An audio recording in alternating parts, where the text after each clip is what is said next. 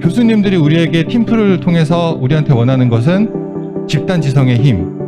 우리가 팀플을 통해서 배우는 건 개인에 대한 증오. 서로 다양한 것들을 공유를 해야 되는데 서로 같이 무언가를 같이 하는 기회들이 굉장히 차단이 돼 있어요.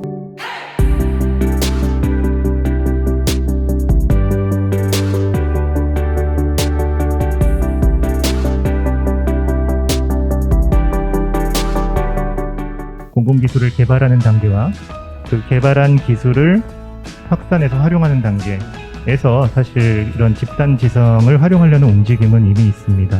첫 번째로 연구개발 단계에서의 사례 중에 가장 대표적인 사례는 이제 제가 속해 있는 정부출연연구원이 26개의 정부출연연구원이 있고요. 14년부터 그 2개 이상의 출연년에 그 연구자들이 연구 그룹을 형성해서 뭔가 융합 연구를 진행할 수 있는 사업을 시작을 하게 됐죠. 그 각 연구자들의 집단 지성을 활용해서 사회 문제를 해결해보자. 이제 이런 취지가 있었고요. 혹시 기억하실지 모르겠지만 아주 큰 사회적 이슈 중에 하나가 싱크홀이라는 게 있었습니다. 막 땅이 꺼지고. 그래서 이제 제가 속해 있는 에트리의 그 사물인터넷 IoT 관련 연구자분들하고 그다음에 지질자원연구원이라는 연구원이 있습니다. 땅을 연구하는. 그래서 그 지질 정보를 연구하는 연구자들이 그룹을 이루셔가지고 그 도시 내에 지하 매설물이 어떤 게 있고 관리하고 모니터링 할 수 있고 거기 지반이 약하면은 빨리 사람을 대피시키고 이런 기술을 개발한 사례를 하나의 예로 들 수 있을 거고요. 실제로 이 기술은 UGS라는 기업에 이전돼서 실제로 그 사업을 추진을 하고 계시고요. 두 번째 사례는 현재 진행 중인 과제인데요. 18년도의 주요 이슈 중에 하나는 구제역이었어요. 혹시 구제역이라고 이제. 그래서 이 구제역을 좀 예방하고 스마트하게 예방하기 위해서 에트리의 ICT 기술과 생명공학연구원의 구제역을 현장에서 진단할 수 있는 기술을 융합해서 스마트 구제역 방역 시스템을 개발한 사례. 과거에는 어떤 한 연구자 개인이나 한 조직의 단일 지성만을 활용해서 연구 개발을 막 블라블라 했는데 최근에는 서로 다른 연구기관의 연구자들의 집단 지성을 활용한다든지 집단 지성에 대한 필요성은 점점 더 중요한 이슈로 떠오르지 않을까 이런 생각을 좀 해봤습니다. 집단 지성이 어려운 과학자들의 성향이다라는 얘기를 하는데 공유해 주신 바로는 너무 잘 되고 있고 잘하고 계시는데 저희가 좀 잘 이해하지 못하고 알지 못했던 것뿐이라는 반성이 또 듭니다. 대한민국 스트레스 주르기라는 기업은 기술과 아이템을 개발하셔서 사회적으로 수용성을 적용을 하시고 가정에 많은 어려움이 있으실 것 같아요. 예, 어떤 소리가 있는지 궁금합니다. 제가 이제 하고 있는 사업은 어떻게 보면 비대면 디지털 헬스케어 시스템을 좀 도입하고 개발해보자. 어떻게 보면 수술하는 환자들에게 어떻게 하면 불안이나 스트레스를 좀 더 완화해볼까라는 생각을 2013년도에 가지고 있다가 연구 계획서를 쓰고 한국연구재단에서 이제 R&D 사업에 선정이 되어서 이제 지금 하고 있는 사업이 뭐냐면 힐링 비트, 뭐 KCI, SCI 논문의 입증도 다 했어요. 근데 이것을 시장에 내보려고 하니까 시장의 반응은 냉담했습니다. 그래서 이게 매출이 있을까요? 이거부터 시작을 하더라고요. 어떻게 효과가 있어요? 라는 질문을 받으면 전 이런 논문이 있고 이런 논문이 있고 이런 환자들이 이렇게 반응이 있었습니다. 데이터를 주면 미소가 없었고요. 저희가 바디 땡땡땡과 계약을 했습니다. 저희가 올림픽 선수들한테 다 지원을 했고요. 베이징 올림픽에도 공식 후원사로 선정이 되었습니다. 하니까 좋아하더라고요. 그래서 많이 아이러니했는데 아 이런 게 시장이구나 라는 생각을 하게 되었고 그러면서 지금 느끼고 오늘 강의를 들으면서 느낀 게 현실에선 많이 다르지만 이러한 개념들이 나왔고 이러한 목소리를 들어주는 이런 자리가 참 감사하고 앞으로 더 많이 오픈되면 더 많은 기회와 수요와 효과와 어떻게 보면 연구원님께서 하시는 게 연구소의 교수들이 연구해서 시장에 나가서 많은 사람들이 그 효과를 누리는 거잖아요. 그런 자리가 이런 시작이 좀 되면 좋지 않을까 그런 생각을 좀 해봤습니다. 여기 사전 질문을 올려주신 분은 조지 오웰의 1984를 읽을 당시에는 모든 공간에 대한 감시가 가능한 빅브라더의 존재가 판타지처럼 느껴지셨대요. 과거에도 그랬지만 과학기술은 역사상 그 어느 시대보다 권력과 가까운 지에 올려있다고 볼 수 있다고 생각하시는데요. 빅브라더의 개념과 사회체계 권력이동이라는 개념과 함께 강의 내용을 또 연결해 주시면 좋을 것 같습니다. 국민들의 모든 생활을 낱낱이 알고 있다는 의미에서 빅브라더라고 이야기를 하는 겁니다. 그런 것들이 이제 빅브라더인데 사실은 이제 빅브라더가 이제 문제가 아니에요. 저희가 집단지성하고 연결을 시켜보면 길거리에서 누가 막 누구를 막 때려요. 경찰 도착하지 않고 있어요. 근데 사람들이 5명 정도가 있다? 그럼 그 장면을 촬영을 해서 유튜브에 올려버리면 그 사람은 거의 현행범으로 이렇게 가버립니다. 즉 이게 뭐냐면 정의를 구현하는 집단 정의 군단들이 또 등장을 할 수가 있는 거예요. 그런데 아까 제가 군중 말씀을 드렸잖아요. 그런데 그 카메라를 또 잘못 사용을 해서 어떤 의도한 것처럼 사용을 해가지고 해버리면 우리가 글은 잘 안 믿는데 영상은 믿잖아요. 영상은 조작이 굉장히 쉽거든요.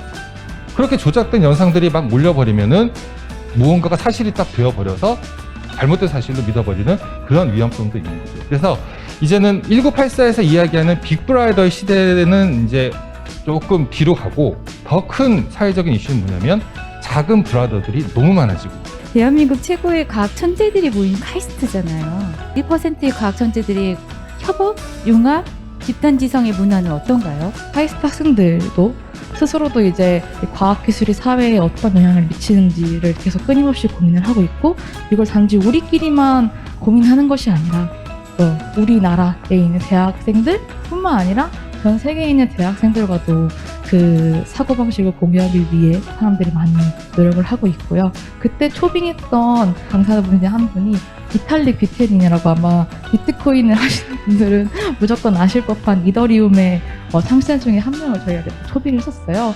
그래가지고 그때 저희가 그때 코인을 샀으면은 내가 이 자리에 없었고 막 이런 얘기들을 되게 농담삼아서 많이 얘기를 하고 있었는데, 그래서 저희 카이스트 학생들도 공유의 협업을 되게 많이 중시를 하고 있고, 근데 문제는 이게 학부생들한테는 제도적인 시스템이 되게 카이스트가 잘 돼 있어요.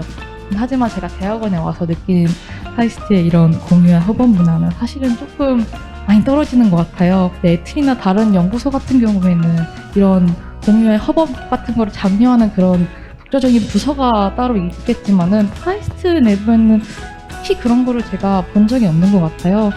사실 제가 왜 그런가 생각을 해봤더니 이제 아무래도 대학원생 입장에서는 총장님 위에 자신의 지도 교수님이 있기 때문에 자신의 지도 교수님의 역량과 재량에 따라서 이 공유의 협업 분야가 더 발전될 수 있고 혹은 어떻게 될 수 있는지, 그게 아마 저희 대학원생들의 지도 교수님의 역할이 아닐까 생각을 하고 있습니다. 대학생들한테 자 이번 학기의 과제는 팀플입니다. 팀 만들어서 이렇게 같이 과제하는 거라고 하면 곡소리가 나죠. 강의 바꿔야 돼, 수업 바꿔야겠다. 나는 너희들에게 공유하는 기쁨과 협업의 가치를 알려주기 위해서 이렇게 했는데, 학생들이 댓글을 쓰죠. 교수님들이 우리에게 팀플을 통해서 우리한테 원하는 것은 집단 지성의 힘. 우리가 팀플을 통해서 배우는 건 개인에 대한 증오. 5명의 팀이면 그 중에서 1명은 안 나오죠. 그것 때문에 열받고 과제 제출이 다가오면 어느 순간 나 혼자 다 하고 있고. 자, 이게 하나의 문화의 변화인데요. 그러니까 집단 지성이 되려면 서로 다양한 것들을 공유를 해야 되는데 서로 같이 무언가를 같이 하는 기회들이 굉장히 차단이 돼 있어요. 각자가 책상에 앉아서 공부를 할 뿐이지, 그러니까 뭐 외국 사례가 다 좋은 건 아니에요. 그런데 스웨덴, 호주의 초등학교는 책상 자체가 없습니다. 그러니까 자연스럽게 팀이 형성이 되는 거죠. 우리는 저 때도 마찬가지고 점점 누가 내 노트를 빌려달라고? 이게 말이 돼? 도둑 아니야 도둑. 근데 그래서 결국은 빌려줬는데 점수는 제가 더 잘 받았어. 그럼 나 미쳐버리는 거죠. 이런 것들이 어린 시절부터 축적이 되어서 점점 우리 한국 사회에서 이런 집단지성 형성을 막는 가로막는 것 중에 하나라고. 플랫폼에 대한 얘기를 조금 방향을 틀어볼게요. 이 어울림 플라자가 결국에는 과학기술인과 시민과 함께 오픈 플랫폼을 일으켜보자라는 하나의 메카로서 역할을 하길 바라서 이 공간을 마련하고 이런 프로그램을 운영하는 거거든요. 플랫폼의 기능을 위해서 우리가 어떤 것들을 고민을 해야 되는가? 플랫폼이라는 게 굉장히 고도의 고급 기술 아니면 기초 원천 기술을 포함시킨 게 아니고요. 저희가 속칭 말하는 정보의 비대칭성 현상이 굉장히 심화되어 있는 분야거든요.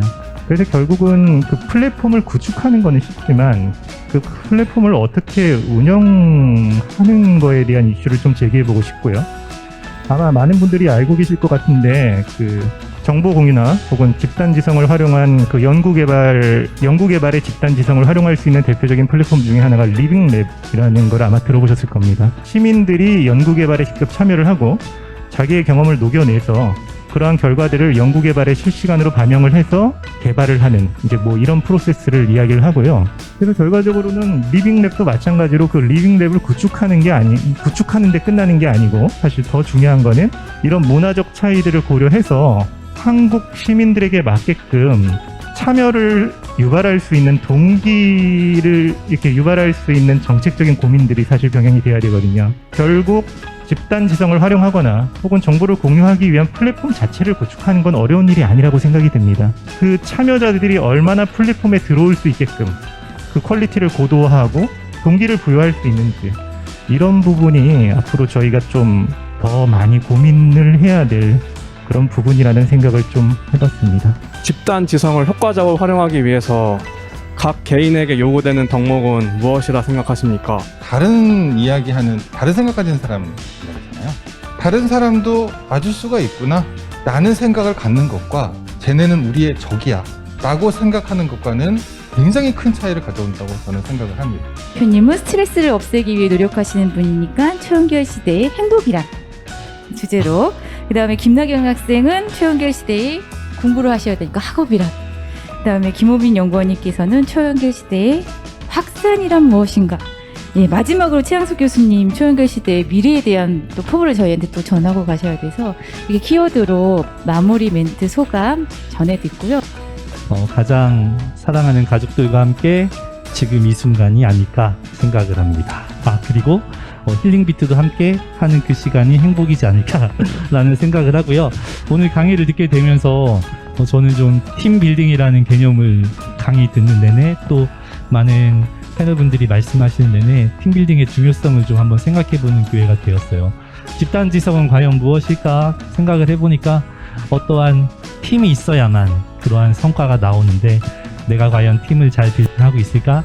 또는 나는 어떤 팀에서 잘 그 역할을 소화하고 있을까? 이런 생각을 한번 해보게 되는 그런 귀한 시간이었던 것 같습니다. 확산은 범위와 깊이다라고 좀 얘기를 하고 싶어요. 사실은 이제 집단지성을 활용해서 점점 그 협력의 확장 폭을 넓혀야 되는데 되게 인상 깊었던 게 범위라는 건 스콥을 얘기하는 거고요. 깊이라는 건 뎁스를 얘기하는 건데 그 논문의 결과는 되게 심플했죠. 범위만 넓힌다고 해서 협력되는 게 아니고 하나하나 서로 이해하고 소통하면서 깊이를 가져야 될 것이다. 이제 사업화 관련 논문이었거든요. 근데 일반 생활도 마찬가지라고 생각합니다. 제가 친구가 10명에서 100명으로 늘어난다 한들 만약에 그 소통할 수 있는 깊이 있는 친구가 그대로 10명이라면은 저의 그 범위는 저의 친구는 확산됐다고 좀 보기 힘들 것 같고요. 그래서 저는 그냥 범위와 깊이라고 하겠습니다. 초연결 시대의 학업이랑 저는 오비탈이라고 생각을 합니다. 아마 오비탈을 아시는 분들도 있고 모르시는 분들도 있을 텐데 오비탈은 이제 전자 궤도 함수예요. 그리고 원자 핵이 있으면은 보통 옛날엔 전자가 이렇게 핑크핑크 돈다고 생각을 했는데 나중에 알고 보니까 전자는 존재 확률이 있다. 그 핵과 엄청 멀리 떨어진 곳에도 전자는 존재를 할 수가 있어요. 근데 어쨌거나 우리는 눈으로 보기 편하게 위해 이게 전자 분포 궤도 함수를 이제 시각화시키기 위해 약속을 한 게 전자 전자 분포 확률이 90%인 그 경계 라인을 우리가 표시를 하자가 이제 그건데 초연결 시대 사회에서도 저는 제 전공 분야는 하나쯤 있어야 된다고 생각해요. 하지만 그걸 넘어서서 모든 학문, 여러 가지 학문을 다 같이 공유하고, 다 같이 공부하고, 다 같이 협업하는 그런 의미에서 저는 이제 초연결 시대 학업을 오비탈이라고 표현을 했고요. 대학생들이 너무 요새 어려워요. 등록금도 너무 비싸고 한 학기에 500만 원 이렇게 들어가니까 그래서 대학에서 주는 장학금에 굉장히 크게 많이 의존을 합니다. 그걸 위해서 교수님들 앞에서 내가 왜 이 장학금을 받아야 되는가 막 설명을 하기도 해요. 너는 되게 여러 군데서 장학금 받고 있네? 너는 이 장학금 갖고 이런 알바 안 하고 이런 거 갖고 그냥 살아가는 거야? 라고 이야기를 했어요. 이게 얼마나 상처가 됐을까요? 그래서 저는 이 초연결 시대의 집단지성이란 이 엘리트 권력에 도전하는 작은 힘들의 합이다 라고 저는 생각합니다.